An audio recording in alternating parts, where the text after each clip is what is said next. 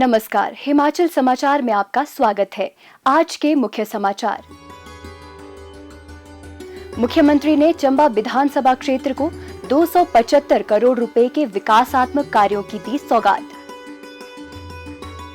मुख्यमंत्री ने कहा, प्रदेश के सर्वांगीण विकास के लिए प्रदेश सरकार प्रतिबद्ध। चंबा शहर में बहुमंजिला पार्किंग और मिनी सचिवालय की घोषणा।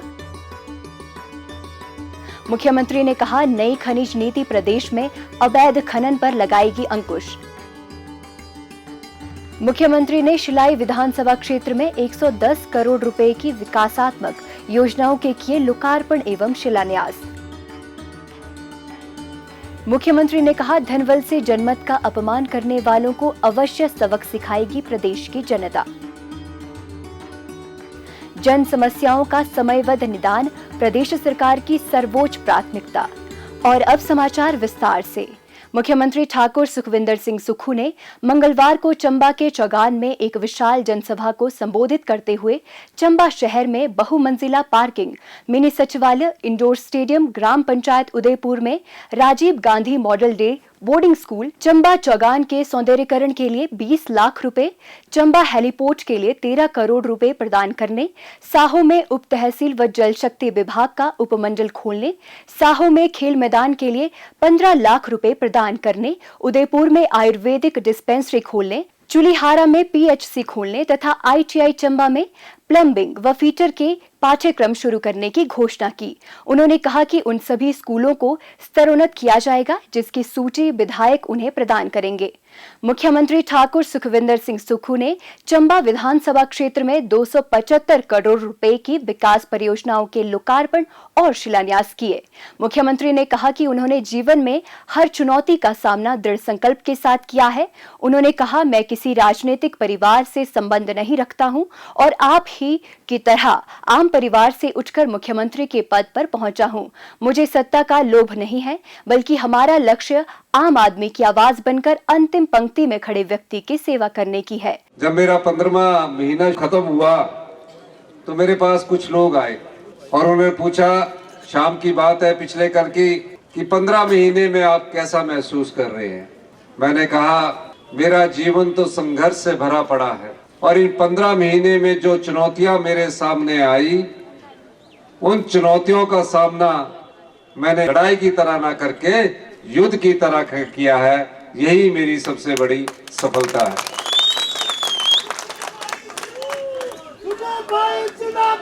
मुख्यमंत्री बनने के बाद जब मैं रिज के मैदान से मुख्यमंत्री पद की शपथ ली थी, मेरे मन में एक विश्वास था और वो विश्वास आप लोगों से पैदा हुआ है, क्योंकि मैं किसी परिवारवाद की राजनीति से नहीं आया। मैं एक आम परिवार से राजनीति करते करते आप लोगों जैसे परिवार से ऊपर उठकर मुख्यमंत्री की कुर्सी पर पहुंचा हूं। और जब मैं मुख्यमंत्री की कुर्सी पर पहुंचा, उसमें ना मुझे सत्ता का लोभ था और ना कुर्सी का लोभ था, पर मन में एक विश्वास था कि मैं आम आदमी की आवाज बनूं, गरीब की पीड़ा को दूर करूं, महिलाओं का सम्मान हो और समाज के अंतिम व्यक्ति तक पहुंचने की मेरी सरकार की योजनाएं हैं। इस दृष्टि से मैंने काम करना शुरू किया।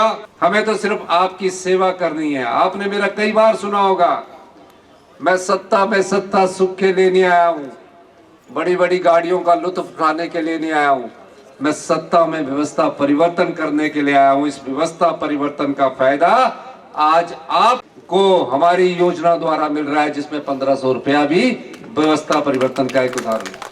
मुख्यमंत्री ने कहा कि वित्त वर्ष 2024-25 के बजट में आम लोगों के लिए अनेक योजनाओं का प्रावधान किया गया है। मनरेगा मजदूरी में 60 रुपए की बढ़ोतरी, गाय के दूध का खरीद मूल्य 32 रुपए से बढ़ाकर 45 रुपए किया और भैंस के दूध का खरीद मूल्य 55 रुपए किया गया है। दूध का न्यूनतम समर्थन मूल्य देने वाला हिमाचल प्रदेश देश का पहला राज्य बना है। बजट में प्राकृतिक खेती के गेहूं का न्यूनतम समर्थन मूल्य 40 रुपए तथा मक्की की क्रय दर 30 रुपए तय की गई है। इसी बजट में 70 साल से अधिक आयु के बुजुर्गों के इलाज का खर्च राज्य सरकार द्वारा वहन करने और ग्रामीण आर्थिकी को सशक्त करने का प्रावधान किया गया है। 18 वर्ष के अधिक आयु की महिलाओं को 1500 रुपए प्रति माह प्रदान करने के लिए इंदिरा गांधी प्यारी बहना सुख सम्मान निधि योजना आरंभ कर दी गई है। उन्होंने कहा कि आर्थिक चुनौतियों के बावजूद जन कल्याण के लिए अनेक योजनाएं धरातल पर उतारी जा रही हैं। ठाकुर सुखविंदर सिंह सुक्खू ने कहा कि राजस्व मामलों के निपटारे में तेजी लाने के लिए नियम बदले गए और लोगों की सुविधा के लिए राजस्व लोक अदालतों का आयोजन किया जा रहा है, जिसमें अब तक इंतकाल के 90,000 तथा तकसीम के 7,000 मामले निपटाए जा चुके हैं। उन्होंने कहा कि राज्य सरकार ने पंडित जवाहरलाल नेहरू राजकीय चिकित्सा महाविद्यालय चंबा के लिए 180 करोड़ रुपए प्रदान किए हैं ताकि क्षेत्र के लोगों को बेहतर स्वास्थ्य सुविधाएं उपलब्ध हो सके। राज्य सरकार ने प्रदेश में अवैध खनन गतिविधियों पर अंकुश लगाने और राजस्व को बढ़ावा देने के लिए वर्ष 2024 के लिए नई खनिज नीति को स्वीकृति प्रदान की है। मुख्यमंत्री ठाकुर सुखविंदर सिंह सुक्खू ने आज कहा कि इस नीति का उद्देश्य प्रदेश में खनन गतिविधियों के लिए वैज्ञानिक तकनीक को बढ़ावा देना है, जिसमें पर्यावरण संरक्षण पर और अधिक बल दिया जाएगा। उन्होंने कहा कि खनिज नीति 2024 प्रदेश की खनन संपदा का जिम्मेदारी से दोहन सुनिश्चित करेगी और सतत खनिज पद्धति को बढ़ावा प्रदान कर प्रदेश के लोगों को रोजगार के अवसर उपलब्ध करवाएगी। मुख्यमंत्री ने प्रशासन में पारदर्शिता और दक्षता पर बल देते हुए कहा कि खनन गतिविधियों को विनियमित करने और इससे संबंधित प्रक्रियाओं को सुव्यवस्थित करने के लिए एकीकृत ऑनलाइन पोर्टल विकसित किया जाएगा। मुख्यमंत्री ने कहा कि प्रदेश सरकार राज्य की आय सृजित करने के लिए नवीन पहल कर रही है। नई नीति अवैध खनन गतिविधियों पर अंकुश लगाते हुए प्रदेश के लिए राजस्व के स्रोत बढ़ाने और इसमें वृद्धि करने की सरकार की प्रतिबद्धता को दर्शाती है। उन्होंने कहा कि प्रदेश सरकार ने राज्य के संसाधनों की रक्षा करने और पर्यावरण अनुकूल एवं वैज्ञानिक तरीके से खनिज संसाधनों का दोहन करने के लिए अनेक कदम उठाए हैं। अवैध खनन गतिविधियों पर अंकुश लगाने के लिए प्रदेश सरकार शीघ्र ही उद्योग विभाग में 80 खनन गार्डों की भर्ती करेगी। ठाकुर सुखविंदर सिंह सुक्खू ने कहा कि राजस्व अर्जन के सरकार के प्रयास फलीभूत हो रहे हैं। उन्होंने कहा कि भ्रष्टाचार के सभी रास्तों को बंद किया गया है और सरकार के ईमानदार प्रयासों से लगभग 2200 करोड़ रुपए का अतिरिक्त राजस्व प्राप्त हुआ है। उन्होंने कहा कि पारदर्शी तरीके से शराब के ठेकों की नीलामी एवं निविदाओं के माध्यम से राजस्व में बढ़ोतरी हुई है। सरकार की इस पहल की सफलता के दृष्टिगत भविष्य में भी नीलामी प्रक्रिया को जारी रखा जाएगा। मुख्यमंत्री ठाकुर सुखविंदर सिंह सुक्खू ने आज सिरमौर जिला के शिलाई विधानसभा क्षेत्र में लगभग 110 करोड़ रुपए की विभिन्न योजनाओं के लोकार्पण एवं शिलान्यास किए। मुख्यमंत्री ने कमरऊ तहसील की ग्राम पंचायत कांडो चियोग में 59,67,000 रुपए की लागत से निर्मित प्रवाह सिंचाई योजना, सुइंगा बाग तथा 1,85,00,000 रुपए की लागत से निर्मित उठाऊ सिंचाई योजना कांडो चियोग का लोकार्पण किया। उन्होंने विभिन्न परियोजनाओं के शिलान्यास भी किए। ठाकुर सुखविंदर सिंह सुक्खू ने 15,90,00,000 रुपए की लागत से निर्मित होने वाले सालवाला स्तौन मार्ग की आधारशिला रखी। उन्होंने उप तहसील रोनहाट में 59,60,000 रुपए की लागत से निर्मित होने वाले पशु चिकित्सालय तथा 15,02,000 रुपए की लागत से राजकीय वरिष्ठ माध्यमिक पाठशाला टटियाना में बरामदे सहित 2 अतिरिक्त कमरों की आधारशिला रखी। मुख्यमंत्री ने सतौन में 6 करोड़ रुपए की लागत से निर्मित होने वाले राजीव गांधी आदर्श डे बोर्डिंग स्कूल तथा कफोटा में 3 करोड़ 79 लाख रुपए की लागत से निर्मित होने वाले 33 केवी विद्युत उपकेंद्र का शिलान्यास भी किया। शिलाई में एक विशाल जनसभा को संबोधित करते हुए मुख्यमंत्री ने शिलाई में प्रदेश विद्युत बोर्ड का मंडल कार्यालय खोलने, शिलाई में विद्युत बोर्ड के अधिशासी अभियंता का कार्यालय खोलने, कमरऊ तहसील में तहसील कल्याण अधिकारी कार्यालय स्थापित करने तथा जाखना में औद्योगिक प्रशिक्षण संस्थान खोलने की घोषणा की। उन्होंने रोनहाट में खंड शिक्षा कार्यालय खोलने की घोषणा भी की।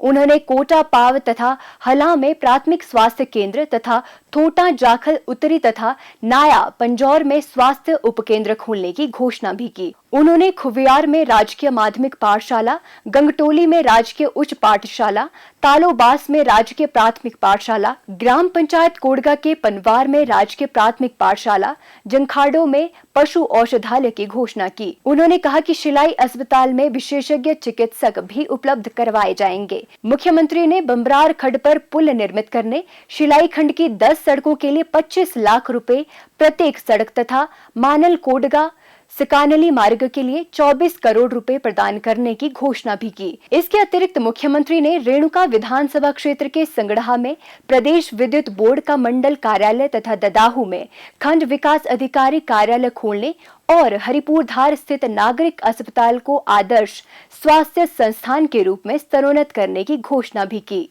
ठाकुर सुखविंदर सिंह सुक्खू ने कहा कि जन समस्याओं का समयबद्ध निदान उनकी प्राथमिकता है और वो राजनीतिक हित साधने के लिए समस्याओं को लटकाने में विश्वास नहीं रखते। मुख्यमंत्री ने कहा कि प्रदेश की कांग्रेस सरकार आमजन को राहत पहुंचाने के लिए समय पर निर्णय ले रही है। सोच समझकर लिए गए ये निर्णय चुनावी फायदे के लिए नहीं, अपितु जन कल्याण के लिए लिए जा रहे हैं। आम परिवार से संबंध रखने के कारण उनका ये प्रयास है कि आम जन की समस्याओं के निदान के लिए कल्याणकारी योजनाएं बनाई जाएं। मुख्यमंत्री ने कहा कि प्रदेश सरकार एक ओर युवाओं को योग्यता के अनुसार रोजगार दिलवाने के लिए वचनबद्ध है, वहीं 680 करोड़ रुपए की राजीव गांधी स्वरोजगार स्टार्टअप योजना, 500 करोड़ रुपए की हिमगंगा योजना और सौर ऊर्जा जैसी योजनाओं के माध्यम से युवाओं के लिए स्वरोजगार के बेहतर अवसर सृजित किए जा रहे हैं। मुख्यमंत्री ने कहा कि वो जनता के बल पर राजनीति करते हैं और उनके लिए कुर्सी आम आदमी की आशाओं को पूरा करने का साधन है। उन्होंने लोगों से आग्रह किया कि धन के बल पर जनता के मत का अपमान करने वालों को लोकसभा चुनाव में अवश्य सबक सिखाएं। उन्होंने कहा कि विपक्षी दल का लोकतंत्र का गला घोंटने का सपना केवल सपना ही रहेगा। हिमाचल समाचार देखने के लिए सब्सक्राइब करें YouTube चैनल हिमाचल समाचार, फॉलो करें x@dprhp, लाइक करें Facebook page information and public relations department Himachal Pradesh, follow करें Instagram @DIPR हिमाचल, विजिट करें वेबसाइट www.himachalpr.gov.in। इस अंक में इतना ही, कल फिर होगी मुलाकात। दीजिए इजाजत, नमस्कार।